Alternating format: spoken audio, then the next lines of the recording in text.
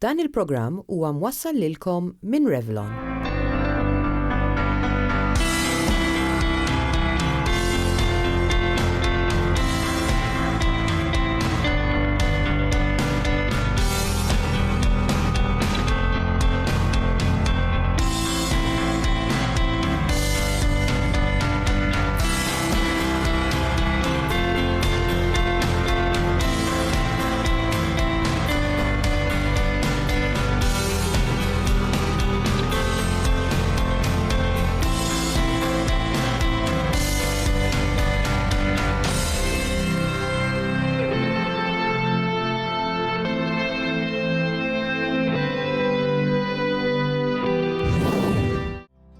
Id-9 xhur ta' tqala huma bħal kaxxa magħluqa għall-mara, jista' jgħaddi kollox biċ-ċilġid u jista' jinqalgħu diversi komplikazzjonijiet. Iżda naħseb li ċertu komplikazzjonijiet jistgħu jiġu evitati jekk il-mara tipprevjeni. Hemm ċertu kondizzjonijiet ma jistgħux jiġu evitati fis-sens li aħna qed nitkellmu fuq pereżempju d-diabete. Nisa li jkollhom id-diabete normalment ikunu ngħidulhom type 1 li jkunu insulin dependent u ħafna drabi jkunu minn tfulithom.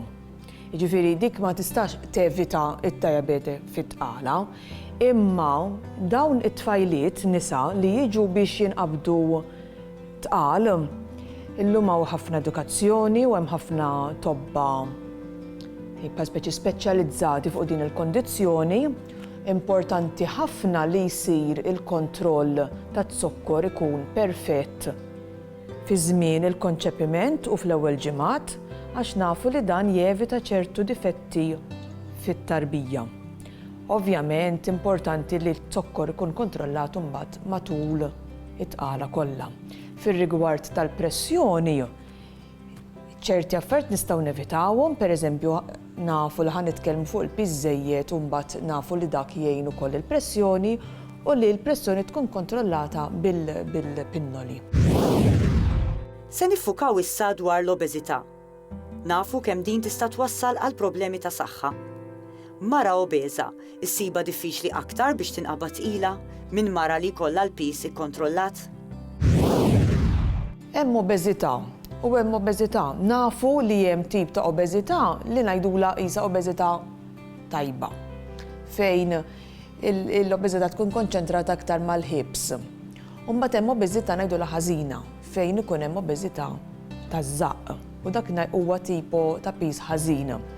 Issa, mhux kulħadd ikollu cycle mħawda, nafu li min ikun obeż xi kultant ikollu problemi ta' hormones. U allura ngħidlek hekk qisu meta s-cycle tkun normali m'għandix tkun daqshekk ta' problema, però nisa li huma obeżi jkollhom problemi fis-cycle iva hemm ċans li ħajbatu biex jinqabdu tqal. X'inhuma r-riski li ġġor magħha l-obeżità nafuhom biżżejjed. Iżda f'każ ta' mara tqila, il-piż żejjed jista' jaffettwa lit-tarbija li tkun qed tikber fil-ġuf? Il-piż żejjed jista' jaffettwa xi ftit lit-tarbija fil-ġuf, iżda l-iktar li ħajaffettwaw huwa jekk il-mara toħroġ id-diabete fit-tqala. Ovvjament aħna nafu li mara li hija obeża ħajkollha iktar pressure, jiġifieri aħna ngħidu din għandek il-frixa li tipproduċi l-insulina.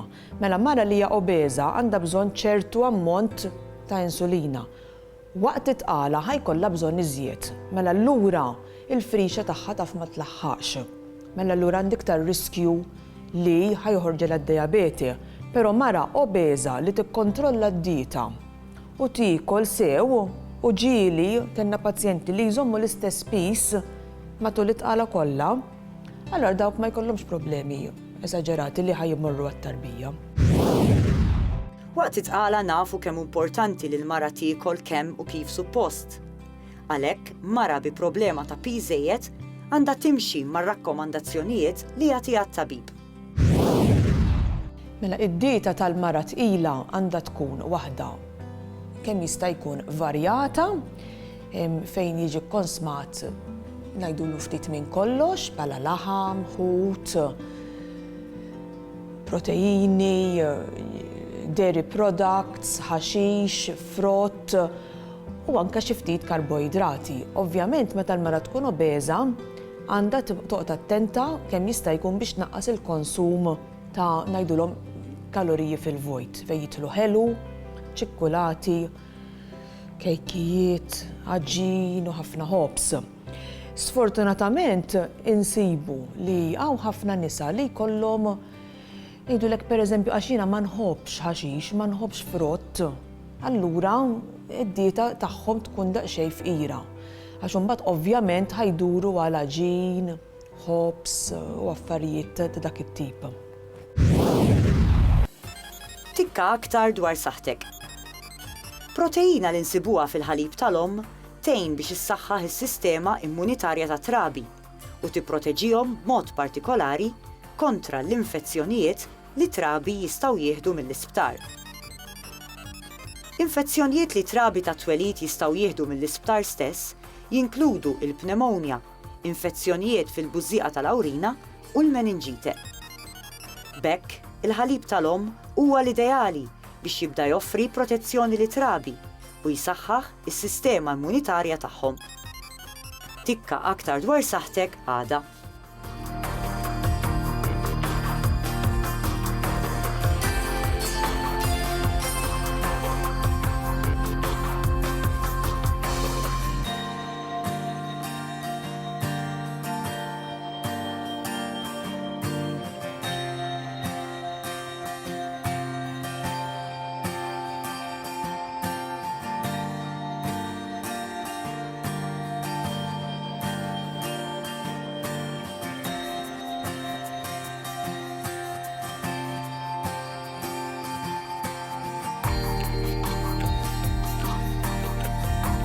Dan il-programm ġie mwassal lilkom minn Revlon.